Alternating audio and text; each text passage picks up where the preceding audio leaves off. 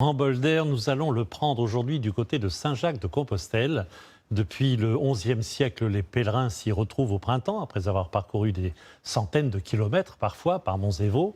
La difficulté cette année, c'est de trouver de quoi dormir et se restaurer. Tout est fermé. En Galice, reportage de Charles Divot et Maxime Rousseau. À l'horizon, plus un seul marcheur, pas un pèlerin. Le chemin de Saint-Jacques-de-Compostelle, totalement désert. Au fil du parcours, la même image, une nature paisible et des villages déserts où plus personne n'ose mettre le nez dehors.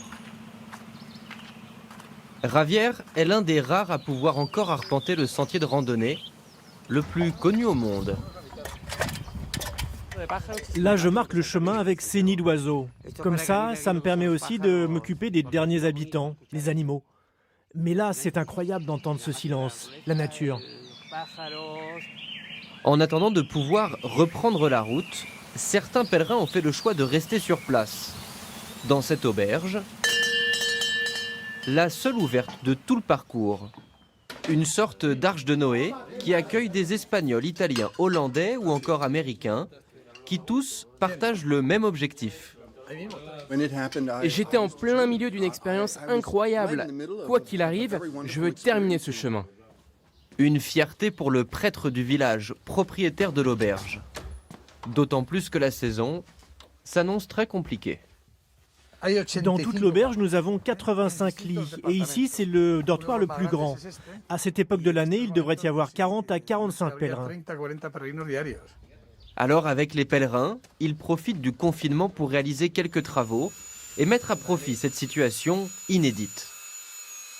Ce serait impossible de ne rien faire de la journée. Je deviendrais fou.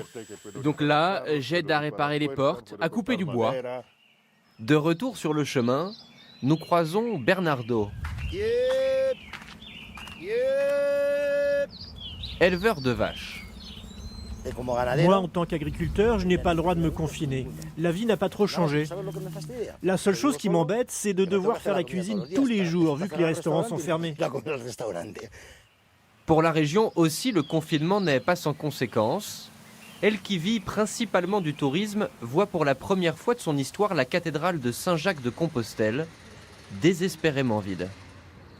Normalement, tous les pèlerins arrivent ici une fois terminé le chemin pour récupérer leur diplôme, mais là, il n'y a personne.